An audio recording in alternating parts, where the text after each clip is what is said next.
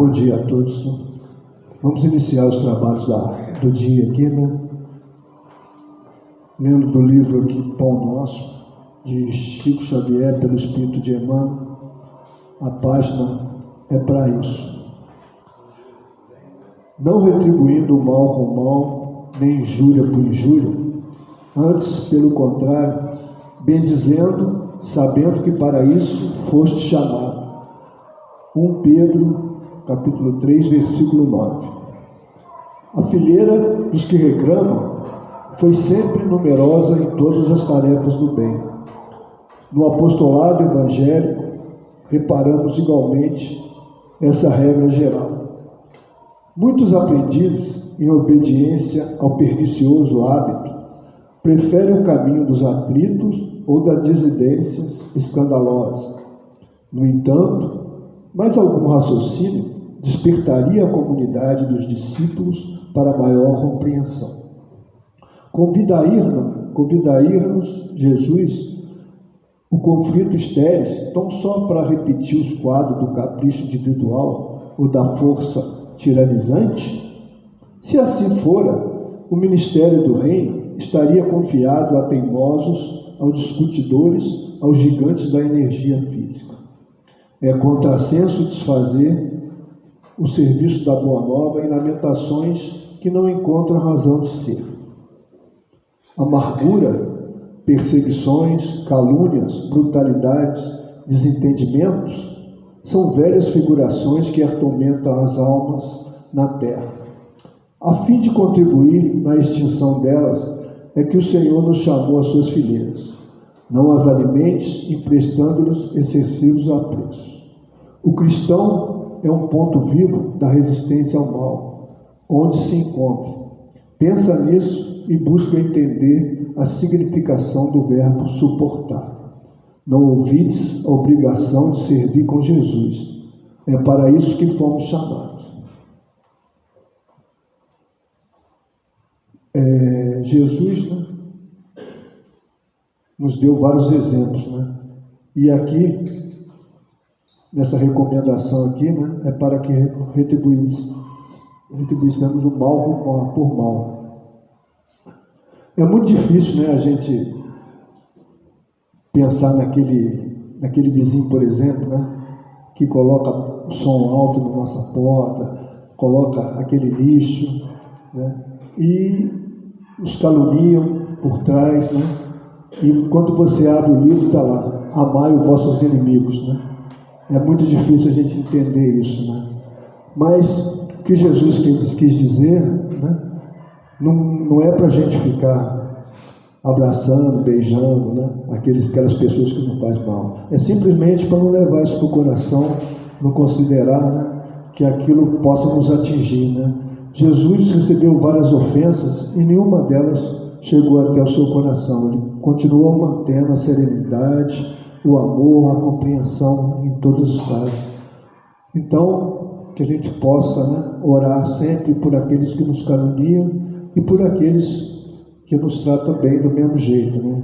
Só assim a gente vai entender que esse mal nos pode atingir.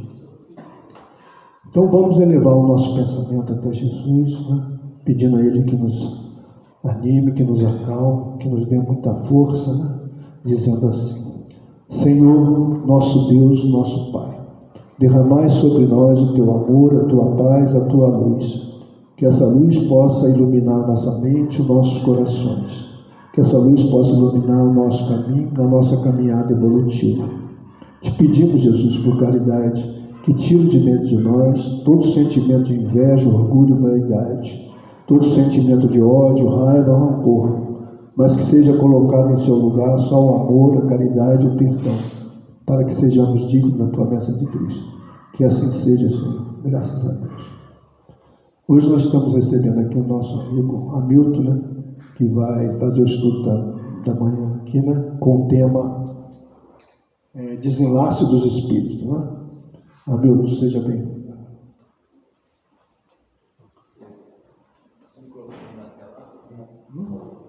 Acho que dá.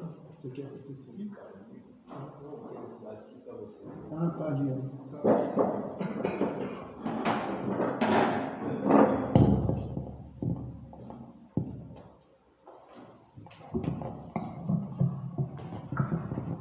Gente, bom dia. Vocês me desculpem, Bom, por razões óbvias, eu vou ter que falar bem baixinho. Estou em meio a uma crise alérgica braba. Começo a falar muito, forçar, a tosse vem, como vocês já perceberam. E eu pedi ao Otávio para ele ler para mim onde tem muitas palavras, muitas frases.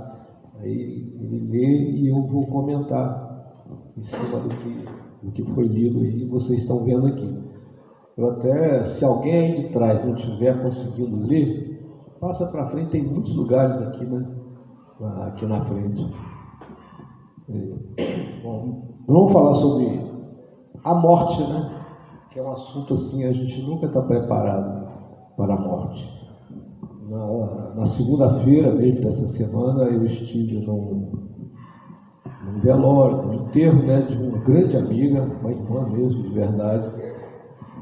E pude observar algumas coisas e foi muito tranquilo, inclusive. Mas você vê que as pessoas mais chegadas, filhos, netos, irmãos, nunca estão realmente preparados. É muito difícil. E fica aquela indagação durante o velório. Como é que está o espírito ali? Quem é espírita, né? Ou acredita, ou em outra religião mesmo, né? Que acredita na existência da alma, mas olha, tem que ter alguma coisa da alma aí. Como é que está a alma nesse momento? O que está acontecendo? Como se processa isso, essa separação da alma-corpo, né? Espírito-corpo? E no livro Céu e Inferno, do Allan Kardec, já começam os espíritos que são chamados, invocados na sociedade parisiense de espiritismo. Os espíritos narram como foi a separação do corpo, deles do corpo, eles desencarnados, e eles contam realmente para Kardec, os colaboradores, se sofreram muito, se foi muito difícil. E depois Kardec passa para o livro, né, escreve, contando realmente, né, o que se processa na realidade. E a obra do Espírito André Luiz, pela psicografia do Chico Xavier, é uma, digamos assim, uma continuidade, uma explicação de muitas coisas que a gente lê do livro Céu e Inferno de Allan Kardec. Então, na realidade, é uma continuação da obra de Kardec, a obra de André Luiz. E a gente vai citar aqui a bibliografia, né? Primeiramente, nosso objetivo, que é... Apaga essa luz aqui, por favor. Qual? Essa aqui. Aí, a primeira de baixo para cima aí. Isso aí. Eu nunca guardo isso. Sempre. Obrigado. Tem que apagar essa aqui? Se apagar, fica... Eu acho que já dá tranquilo, acho que não precisa não, deixa eu ver. Tá bom. Mostrar como o Espiritismo explica o desenlace do espírito durante a morte do corpo físico, bem como as sensações experimentadas pelo mesmo. Esse é o nosso propósito do nosso estudo. As obras consultadas são Céu e Inferno, é citado, Allan Kardec, o Livro dos Espíritos, Allan Kardec, Os Mensageiros, de André Luiz, Chico Xavier, Obreiros da Vida Eterna, André Luiz, Chico Xavier, Missionários da Luz, também André Luiz, Chico Xavier, e o livro Voltei, do irmão Jacó, ou Frederico Figner, que foi presidente da Federação Espírita Brasileira no Rio, e ele conta o próprio desenlace dele, como foi, através de Chico Xavier. No livro Céu e Inferno, segunda parte, capítulo 1, diz o seguinte, eu vou pedir então a inteligência artificial para ler para mim. Nosso irmão Otamiro. A separação só é completa e absoluta quando não mais reste um átomo do perispírito ligado a uma molécula do corpo.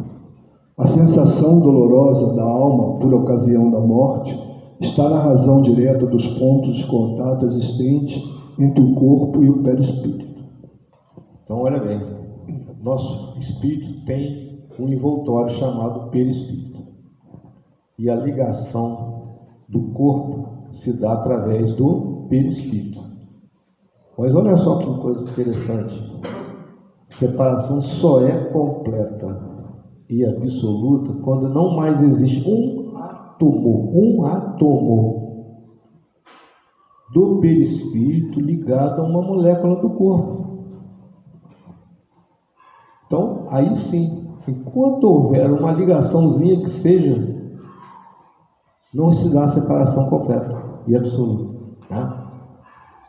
E a sensação dolorosa, diz, por ocasião da morte, está na razão direta dos pontos de contato existentes entre o corpo e o perispírito. Então é complexa a coisa. Por isso que dá muito trabalho. Quanto mais preso ao corpo material for o espírito. Trabalho para os espíritos desencarnados, os espíritos que são responsáveis pela separação. Ou seja, pela morte, né?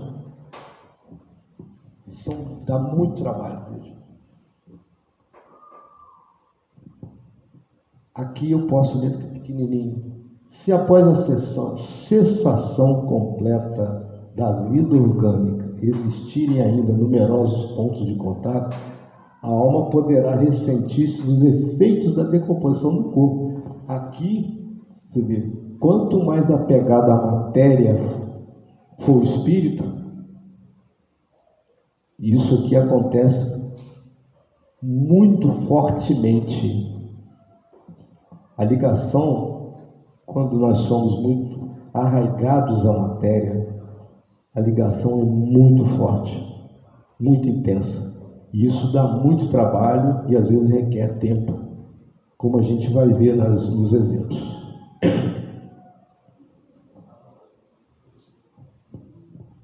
Artificial. No despertar do espírito, após o desenlace, as ideias são confusas, vagas e incertas. A visibilidade é nebulosa. O apego à matéria dificulta a readaptação no mundo espiritual. O que a gente acabou de falar, o apego à matéria. Então o espírito fica confuso, não enxerga direito, dependendo do apego à matéria. É claro que os espíritos mais evoluídos, eu vou citar um exemplo que é bem acima, né, da gente, muito acima, que é o de Paulo de Tarso, quando no livro Paulo e Estevão, do Chico Xavier, do Emmanuel Chico Xavier, ele narra no final do livro, né, quando decapitam o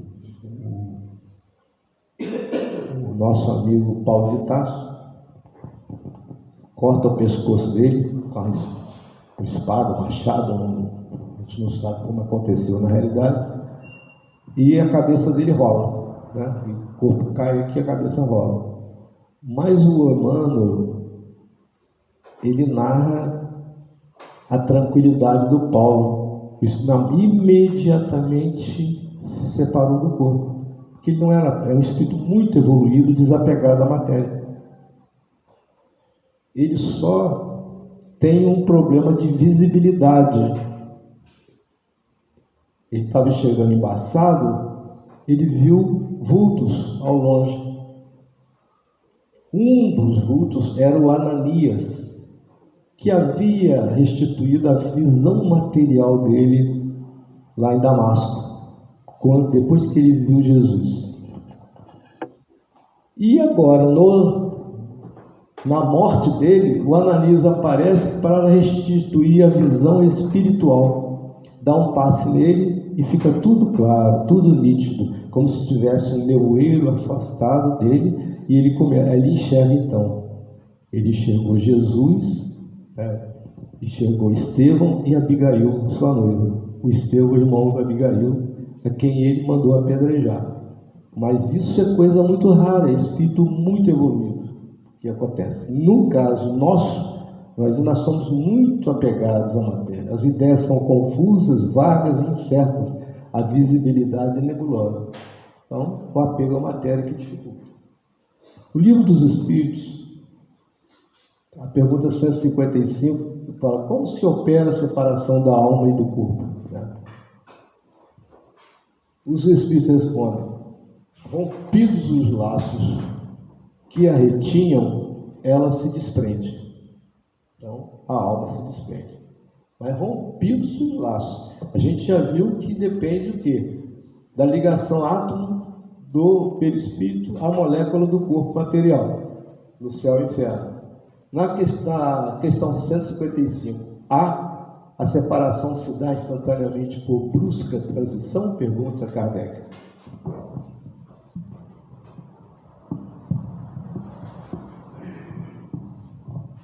A separação se dá imediatamente por brusca transição? Haverá uma linha de demarcação claramente traçada entre a vida e a morte? São duas perguntas, né? Os Espíritos respondem: não, a alma se desprende gradualmente, pouco a pouco, dos laços que a prendem. Então, a linha de demarcação de vida e morte é muito difícil, não tem uma linhazinha, separou aqui, acabou, o corpo fica lá, o perispírito aqui, não, a coisa fica ainda meio complexa, né? Ainda no Livro dos Espíritos, na questão 163, os Espíritos respondem a Kardec que a alma fica algum tempo em estado de perturbação. Na 164, diz que a perturbação depende da elevação de cada um, cuja consciência não é pura, guarda por muito mais tempo a impressão da matéria. Então, vai depender de cada um. Consciência, elevação espiritual, moral, adiantamento moral e o desapego à matéria. Na 165 diz: o conhecimento do Espiritismo exerce alguma influência sobre a duração mais ou menos longa da perturbação? Quer dizer, você conhecer o Espiritismo, saber o que acontece com o plano espiritual depois da morte, ele está perguntando se exerce influência. Essa influência é muito grande, visto que o espírito já compreendia de antemão a sua situação. Mas a prática do bem e a consciência pura exercem maior influência. Então, mesmo que a pessoa não tenha consciência, não tenha conhecimento da doutrina espírita, se a pessoa tem a prática do bem, costuma fazer o bem e tem a consciência tranquila, pura, ela tem uma separação muito tranquila, muito suave.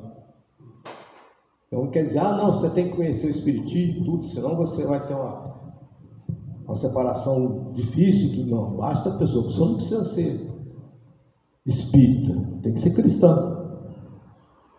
Porque nós temos espíritas que não são cristãos também, né? Assim como tem católicos que não são cristãos, protestantes que não são cristãos. Na realidade, é muito fácil ser religioso e difícil ser cristão. Nós podemos conhecer uma doutrina, até praticar alguma coisa, mas nos momentos mais precisos, mais necessários, mais difíceis, nós não damos demonstração da cristandade, nós não damos demonstração de que somos cristãos. Isso conta muito. No livro Os Mensageiros, do André Luiz Chico Xavier, no capítulo 49, intitulado A Máquina Divina, um agonizante com leucemia estava há muitos dias em coma. Leucemia. Aqui a inteligência artificial chamada Altamir, aqui, mas... À medida que se consolidavam os micróbios invasores em determinadas regiões celulares, alguma coisa se destacava lentamente da zona atacada, como se um molde sempre novo fosse expulso da forma gasta, envelhecida, reconhecendo eu desse modo que a desencarnação se operava através do processo parcial, e algumas glândulas faziam desesperado esforço para enviar aos centros invadidos determinadas porções de hormônios que eram absorvidos pelos elementos letais. Vocês veem que isso aí é um complemento científico do que está escrito no Céu e Inferno e no Livro dos Espíritos. Aqui no Livro dos Mensageiros, do André Luiz. Lá não fala na separação do átomo, do perispírito, da molécula do corpo material? Enquanto estiverem ligados, ainda não se dá separação absoluta, total. Estava escrito lá, que a gente viu. Aqui está falando. À medida que se consolidavam os micróbios invasores em determinadas regiões celulares, ou seja, já estava deteriorado aquela região orgânica. Alguma coisa se destacava lentamente da zona atacada, como se um molde sempre novo fosse expulso da forma gasta e envelhecida.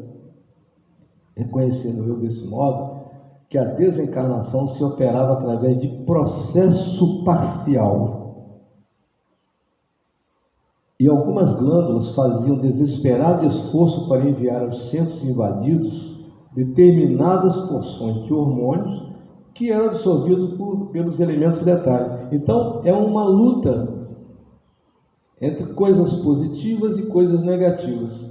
O que está sendo deteriorado com o que existe de bom ainda no corpo. É uma guerra. Por isso que tem os remédios. O paciente que está ainda nesse estado já avançado, toma os remédios, dá aquela reação, porque alimenta a energia que existe, né, das porções de hormônios e das células do corpo material. Mas, de qualquer forma, os elementos letais estão avançando. Estão avançando, é uma guerra. Então tem que ficar injetando remédios, injeções, etc. Então, muitos casos, às vezes, a medicina retarda, inclusive, uma separação, que se deixar tranquilo, a coisa acontece naturalmente.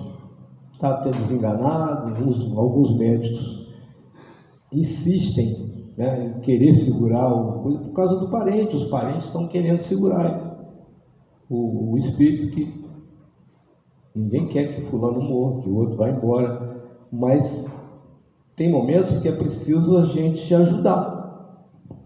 O espírito às vezes está no final dele, já está programado isso, ele está cansado, está querendo se desligar do corpo e recebendo remédios para segurá-lo. Isso é muito complexo, tá? Mas um caso que eu até falei com o Robinson agora na segunda-feira, no desenlace que aconteceu, de pessoa muito amiga, né? Avó, mãe, esposa, irmã, exemplar, né? Mas o que aconteceu com ela? Ela ia ficar numa condição terrível, totalmente dependente, inutilizado. O que eu fiz? Normalmente, eu e outras pessoas, né, a gente estava orando para ela se desprender. E foi rápido. Se desprendeu 3 dias depois da crise que a acometeu. E eu digo, ela teve muito mérito em ser desenlaçada. Olha que coisa, o termo desenlace é muito interessante. As primeiras vezes que eu escutava assim, em carros, né, combis com alto-falante, convidamos a todos para o velório de fulano e tal, para que após o seu desenlace. Escutei muito isso, vocês devem ter escutado. A palavra, o verbo desenlaçar é impressionantemente adequado a essa situação, porque os laços que unem o corpo material e o perispírito são muito fortes, como a gente viu ali, átomo, molécula, hormônio, etc. Processo parcial. Vê-se pelo excesso de intemperança das células, sobre as quais não exerce nem mesmo um controle parcial, que esse homem viveu bem distante da disciplina de si mesmo, sem educação mental. A falar a verdade, esse nosso amigo não está desencarnando, está sendo expulso da divina máquina. Olha aí que coisa interessante. Não está desencarnando, está sendo expulso da máquina divina que é o corpo material. Maltratou tanto o corpo, com os vícios, alimentação inadequada, comportamento também. Vocês, quem leu o livro Nosso Lar, ou assistiu o filme, percebeu sim, o André Luiz ficou 8 anos na região umbralina, nas trevas ali, umbral. E estavam chamando-o de suicida. Suicida. E quando ele chegou no Nosso Lar, no hospital, lá sendo tratado, ele estava inconsciente ali, eu acho que dormiu, mas ele acordou e ouviu Ulisses falando: é uma pena que ele tenha vindo pelo suicídio. E ele falou assim: meu Deus, mas eu não vim eu não me suicidei, mas pelos vícios que ele praticou, pela falta de religiosidade, ele era muito materialista, também era médico, e ele simplesmente cometeu um suicídio. Maltratou o corpo, como esse aqui, né? Que estava acontecendo tudo aquilo que a gente viu ali no outro slide, e ele estava sendo, na realidade, expulso da máquina divina. Esses elementos letais aqui tomaram conta, venceram a guerra. O livro Obreiros da Vida Eterna, do André Luiz Chico, tem o capítulo 13, Companheiro Libertado. Essa é a história do Dimas, que foi um médium espírita. Dimas foi um grande exemplo, pai consciente, marido, de boa moral, mas mesmo assim ainda teve algumas dificuldades para o desenlace dele. A esposa dele estava exercendo uma rede magnética que os espíritos consideraram ser forças de retenção amorosa. Ela orava para ele ficar bom, segurar ele, é o normal. Só que quando nós estamos orando para que ele fique reencarnado, nós estamos criando uma rede magnética que sai normalmente do nosso tórax quando estamos orando. E ele fica como se fosse um peixe dentro de uma rede magnética. E para desenlaçar, os espíritos tiveram muita dificuldade para desenlaçar. Então criou-se força de retenção amorosa através da rede magnética aí. O quarto estava repleto de substâncias mentais torturantes para ele, o espírito que estava precisando ficar livre disso.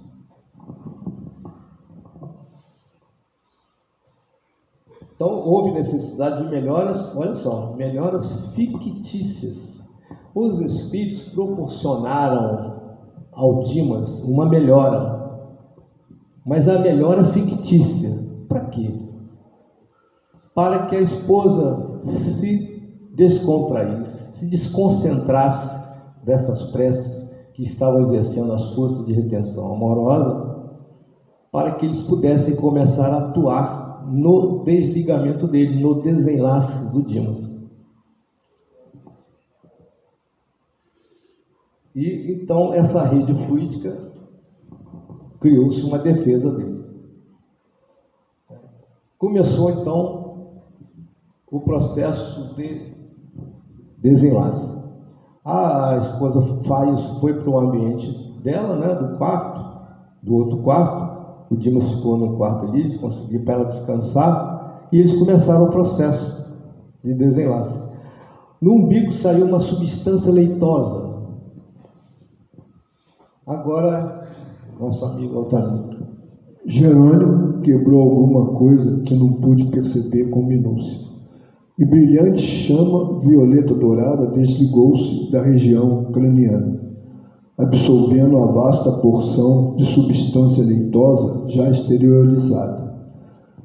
A chama transformou-se em maravilhosa cabeça, em tudo idêntica ao do nosso amigo em desencarnação, constituindo-se após ela todo o corpo perispiritual de Dimas. No slide a gente vai entender melhor o que está acontecendo, tá? Dimas desencarnado elevou-se alguns palmos acima do Dimas cadáver, apenas ligado ao corpo através de um leve cordão prateado. É o que está acontecendo aqui. Então daqui, isso aqui é o cordão, está ligando aqui. Essa chama violeta sai do cérebro dele, perispiritual, e ligado através do cordão que liga perispírito e espírito aqui. O que saiu dele, na realidade, foram essas, tá vendo essa nuvenzinha aqui? Isso é o ectoplasma. Esse ectoplasma nós exercemos quando tem, por exemplo, uma sessão de materialização, ou chamada ectoplasmia. Acontece o que? Dos orifícios, nariz, boca e ouvido, por exemplo, saem o ectoplasma. Essa nuvem que saiu que a gente viu ali. E na hora que a gente está desencarnando também sai essa nuvem. Sai isso aqui. E essa chama que ele está falando aqui, que ele combina com o ectoplasma e forma a cabeça. Depois vai formando o resto do corpo também.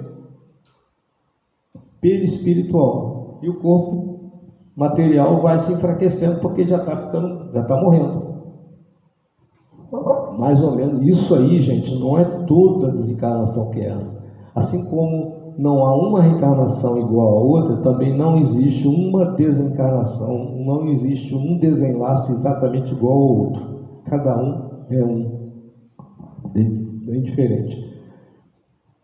Então daqui a chama transformou-se em maravilhosa cabeça idêntica do corpo físico.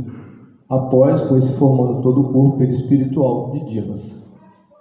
Continuando aí no obreiro, ele diz: tive a nítida impressão de que através do cordão fluídico de cérebro morto a cérebro vivo, o desencarnado absorvia os princípios vitais restantes do campo fisiológico. Então ele absorvia os princípios vitais restantes do campo fisiológico, né? O cérebro morto. A gente vai ver depois no desenlace do Frederico Figner, ou irmão Jacob, o livro Voltei, que o corpo funciona como um mata-borrão. Ele absorve as toxinas que ainda estão no perispírito. Para limpar o perispírito, eles precisam desligar inteiramente puro.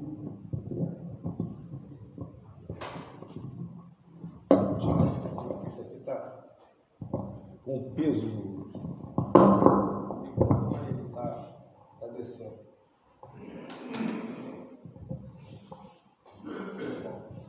Jerônimo então cortou o liame final, desligamento do último laço, verificando-se que Dimas, desencarnado, fazia o esforço do convalescente ao despertar. Então, o Dimas cortou, digamos assim, o fluido, o cordão de prata, né, que chama cordão de prata.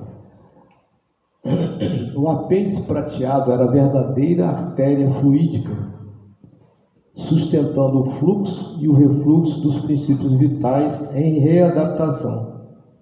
Após o desenlace, o cadáver mostrou sinais quase de imediato de avançada decomposição. Então, na hora que o perispírito saiu, que eles conseguiram desligar, o corpo imediatamente entrou em decomposição, o início da decomposição, que é aquela energia vital foi toda esgotada, né, do corpo material. Então, aí representa, essa é a hora da morte mesmo. Ali está considerado morto. Então, nesse momento, pode botar qualquer aparelho lá para sentir o coração, que não vai sentir nem pulsação, nem coração, já está morto.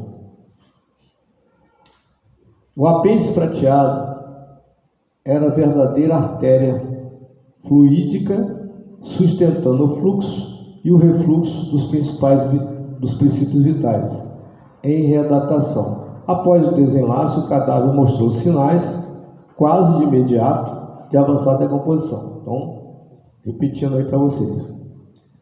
Já no cemitério, o corpo dele sendo levado, o Jerônimo aplicou passes magnéticos longitudinais no cadáver de Dimas. Olha que coisa interessante. Extraindo todos os resíduos de vitalidade. Então, ficam resíduos no corpo de vitalidade, dispersados na atmosfera comum para que inescrupulosas entidades inferiores não se apropriassem deles. Tem uma coisa interessante, quando estão chegando com o corpo do Dimas no cemitério, no portão e no muro do cemitério, o André Luiz viu vários espíritos inferiores, esperando a entrada de mais um cadáver, porque esses espíritos, eles absorvem esses resíduos magnéticos. Né? Aqui, ó, resíduos de vitalidade do cadáver, como se fossem vampiros. É uma revelação impressionante, né? Mas acontece isso. E eles falaram, um falou para o outro, esse aí, não adianta a gente tentar fazer qualquer coisa, não, absorver qualquer coisa dele, porque ele está protegido pelos anjos. Então, a equipe espiritual, chefiada por Jerônimo, com André Luiz e outros espíritos, eles estavam ali protegendo, né, o Dimas. Isso acontece com todas as pessoas que morrem, que são boas, de coração puro, que são cristãs, que trabalharam, que têm a consciência mais do que tranquila, né? Então, os espíritos superiores estão sempre protegendo contra esses ataques desses espíritos considerados verdadeiros vampiros, espíritos atrasados. Percepções e sensações. Lá no cemitério, o André viu uma mulher aparentando 36 anos chorando sentada na terra fofa. Era um espírito já que ela estava sentada na terra fofa e o corpo lá. E o corpo já deu na cova. Ele viu isso aí. A mesma não sabia diferenciar o real do ilusório, ignorando a própria morte. Ela não estava entendendo o que estava acontecendo. Ela queria recuperar o corpo, queria que o corpo saísse dali, né, tranquilo. Sentia seu corpo apodrecer, estava louca. Então, ela exige que o cadáver se reavive e supõe-se em pesadelo. Ela está vivendo um pesadelo. Como se estivesse dormindo e vivendo um pesadelo.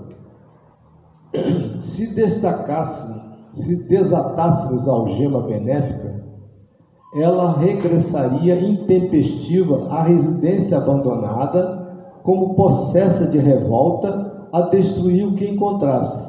Levaria perturbação ao filho e ao marido. Olha aí. Então, quando a pessoa é perturbada, carnalmente, quando a pessoa, né, tem maldade, aquela coisa toda, né, ela não se conforma e depois ela vai perturbar os próprios familiares. Então, aqui o André destaca, se desatasse a algema benéfica, ou seja, ela estava presa ali beneficamente. Se soltasse ela, ia direto. Então, tudo depende do tempo. O tempo é o melhor remédio. Esperar até ela voltar, se arrepender, ser esclarecida, para poder desatar essas algemas fluídicas, né, magnéticas, entre ela e o corpo que ela deixou. Pessoa extremamente apegada à matéria e possessiva, extremamente possessiva. Então, apego aos bem terrenos, vamos falar em posse, né? Um senhor de cócoras sobre o próprio túmulo, ainda estamos falando do livro Obreiros da Vida Eterna, tá? Que, aliás, nesse livro, ele inspirou o novo filme Nosso Lar 3. O capítulo 7, ele é desenvolvido sobre o padre Domênico, que cometeu muitos erros. Ele é interpretado pelo Fábio Assunção no filme. Ele é o padre Domênico. E é interessante, está no capítulo 7 do Obreiros da Vida Eterna. Quem tiver curiosidade, pega esse livro, dá uma lida no 7, que vai chegar no filme e vai entender tudo direitinho. Sua tela mental, do senhor de cócoras, estava cheia de imagens de moedas, letras, cédulas e cifrões. Então, ele estava lá ligado ao corpo dele, mas a cabeça dele era só pensando nas coisas que ele tinha, que ele guardava muito, moedas, letras, cédulas, cifrões, ou seja, tudo só a posse dele, o dinheiro, que ele era tão ligado. Não podemos facilitar-lhe a retirada desse senhor, porque iria castigar os herdeiros. Ele estava com ódio dos filhos dele. Tem um livro em que o André Luiz, se eu não me engano, é No Mundo Maior. O André Luiz também, psicografia do Chico, e que o André encontra o avô dele no plano espiritual, no umbral. Meu avô estava mexendo com a lama, achando que aquilo ali era ouro. O André teve uma decepção muito grande quando viu o avô daquele. O apego dele era muito grande aos bens materiais. Agora vamos ao irmão Jacob, que é o Frederico Filho, no livro Voltei, através do Chico também. Bezerra de Menezes e a filha do Frederico estavam responsáveis do plano espiritual, desencarnados, responsável pelo desenlace do irmão Jacob, do Frederico Filho. E eles trabalharam, né? E uma coisa interessante, eles estavam preocupados com os fluidos gravitantes. O que é os fluidos gravitantes? E o André Luiz explicou, né, que todos os objetos que nós usamos, relógio, óculos, roupa, têm os nossos fluidos gravitantes. Nosso magnetismo envolve cada objeto que nós usamos muito no cotidiano. E esses fluidos, no quarto que o Frederico estava cheio de fluido gravitante, porque existiam muitos objetos ali, na mesinha, no armário, tudo ali, em volta. E eles ficaram preocupados, o seguinte, intuíram a esposa retirar o Frederico que está ali, colocar em outro quarto, que não estivesse nada atrapalhando, ou seja, um objeto nenhum dele com fluidos gravitantes. Olha que coisa interessante, fluidos gravitantes, magnetismo puro, né? Magnético. Quem tem usa uma caneta, principalmente quem tem, né, usa demais no dia a dia, se a gente chegar, dependendo da sensibilidade de cada um, pegar a caneta para usar, a gente sente isso. Se os fluidos são bons, a pessoa errou, é até agradável, mas se a pessoa que usa não é assim, uma pessoa muito querida, a gente vai sentir um certo incômodo ao pegar o objeto. São nossos fluidos gravitantes. É claro, cada um emite o fluido gravitante que faz por merecer, né? Absorção de toxinas. Aí vem semelhantemente ao que aconteceu no desenlace do Dimas. Eles já tinham, o corpo já estava morto, mas ainda aquele cordão de prata ainda estava ligando o perispírito dele, do irmão Jacó, e ao corpo dele. O que eles fizeram? Eles começaram a promover uma absorção das toxinas do perispírito do irmão Jacó para o corpo, ou seja, aí inclusive o espírito, o Jerônimo, falou para o André, o corpo do irmão Jacó, material, está funcionando como se fosse um mata-borrão.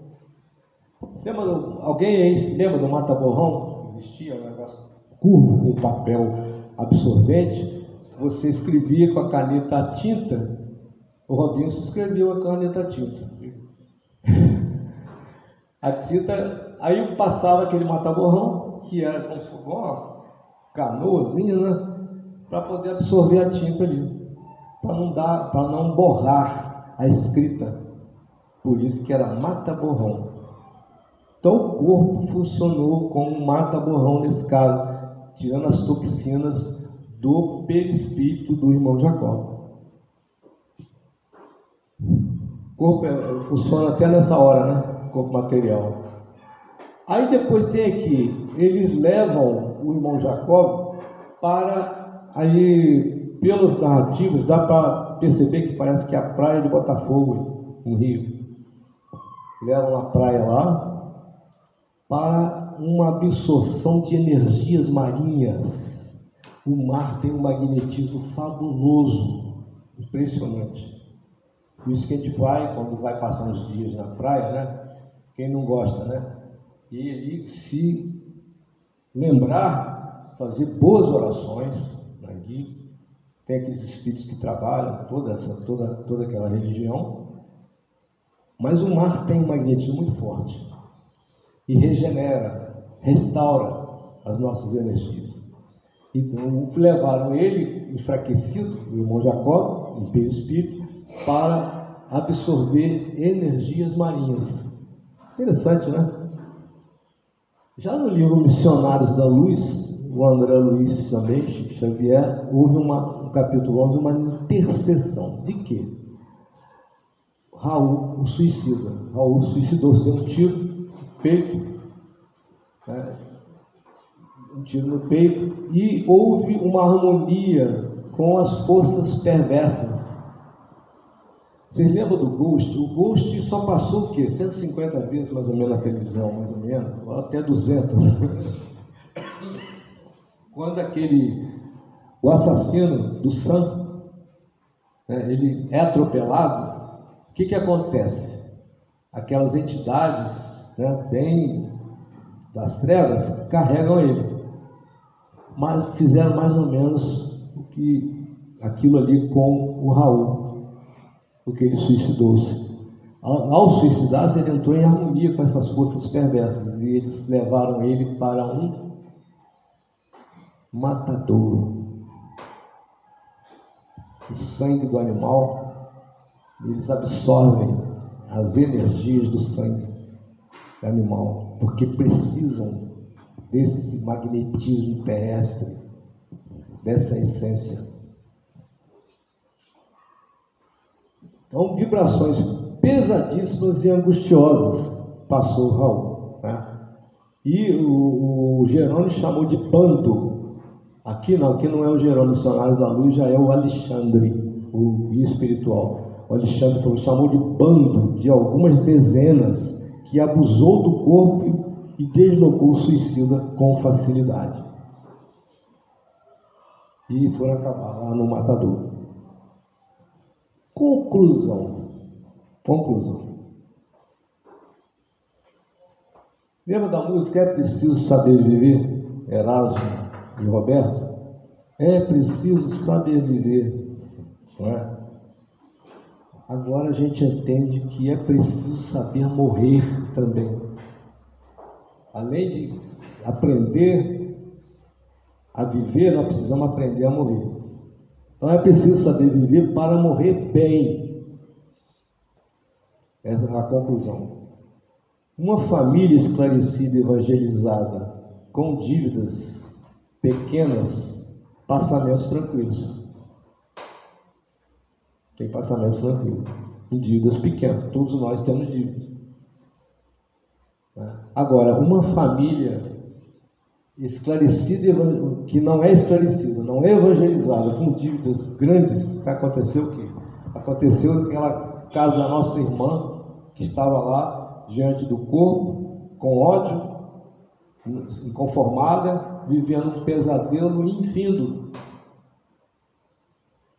E da mesma forma também aquele senhor, cuja tela mental estava impregnada de valores materiais. Imagem de dinheiro, imagem de cofres e tudo mais, de células, etc. Então o desenlace vai ser, além de ser trabalhoso, complicado, perturbado, ele vai ficar nessa condição durante muito tempo. Então, eu não gostaria de ter a evidência dentro do cemitério, porque deve ter muita coisa lá. Você gostaria, Bispo, de ter evidência lá no cemitério? Eu não. Porque deve ter muita cena que vai impressionar a gente. A gente vai para casa, vai dormir, vai sonhar com aquilo, vai perturbar a gente. Então, muita gente fala, eu gostaria de ver e tal. Olha, não é bem assim. Eu conheci uma médium evidente, que ela falou assim, eu vejo coisas que eu não gostaria de ver não, Hamilton. É muito duro para a gente ver o que está vendo. Ela conta que viu no convento da Penha, lá em Vitória, Vila Velha, né? Ela entrou no convento e viu cenas ainda de escravos e tudo, revoltados, aquela coisa toda de lá, né?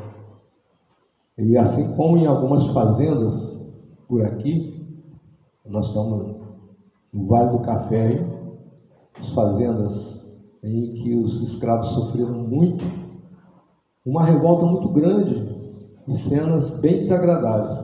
Então ela dizia, eu gostaria de não enxergar isso não, queria ver. A gente não vê, né? Os olhos não veem, o coração não sente, mas o que os olhos veem, o coração sente. Então, esse aqui é o detalhe. Bom, gente, alguma dúvida, alguma pergunta? Deve ter muita dúvida, com certeza, porque quanto mais eu leio sobre esse assunto, mais dúvidas eu tenho. Mais eu quero aprender sobre isso, sobre o assunto. Não é? Então, espero que tenha passado para vocês uma ideia do que seja essa separação do corpo, que é uma hora muito difícil. Eu vou orar para ajudar o desenlace do fulano. É muito difícil. A gente quer que ele fique, quer que ela fique. Normalmente é assim. Mas, a gente sabendo da condição futura. Olha, os médicos enganaram, vai ter que perder a perna, vai fazer isso, vai ficar assim, vai ficar totalmente desligado do mundo, vai ficar em coma e tudo mais. Então, o que a gente prefere? Que a pessoa se liberte, né? Que o espírito se desliberte daquele corpo tão sofrido, a ficar daquele jeito. Mas se ficar no corpo vai pagar muita coisa. Mas olha, com toda sinceridade, eu gostaria que desenlaçasse o mais rápido possível. Esse é o meu propósito. Mas é claro que futuramente a gente vai entender melhor esse sofrimento que o espírito passa, resgatando muita coisa quando fica num corpo inválido, emprestado, digamos, para a nossa vida aqui na Terra.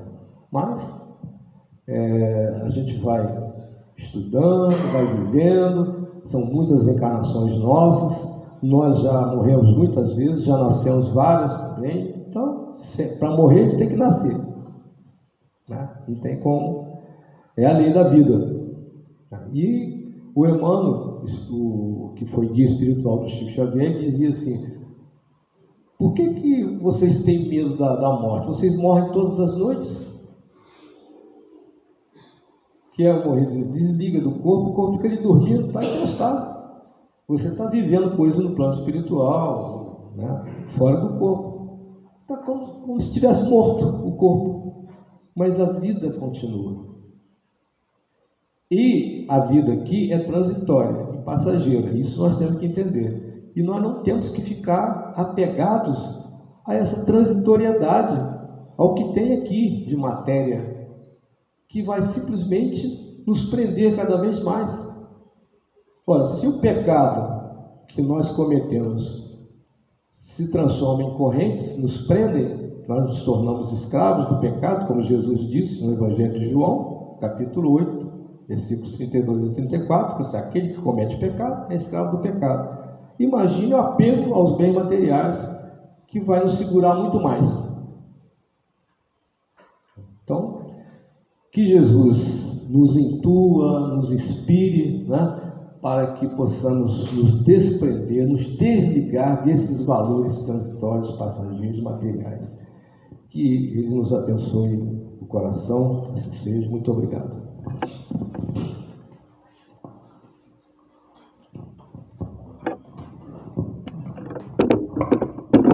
Pessoal, antes da gente passar a palavra para a inteligência artificial, segundo Hamilton, né? Altamiro, para ele encerrar, já que ele abriu, só dar o aviso do caldo, dia 13 agora, de setembro, vamos ter a noite de caldo, no sábado aqui na casa, a partir das 18 horas, são 2 caldos, feijão amigo e canjiquinha, vai ter caldo opcional para quem não come carne, né? E R$20 o convite na secretaria, ok? Então, aqueles que quiserem já pode comprar antecipadamente. E é mais um evento da casa visando arrecadar aí para o final de ano. A gente tem uma série de compromissos, né, que todos possam então participar, ok? Com a palavra então inteligência artificial.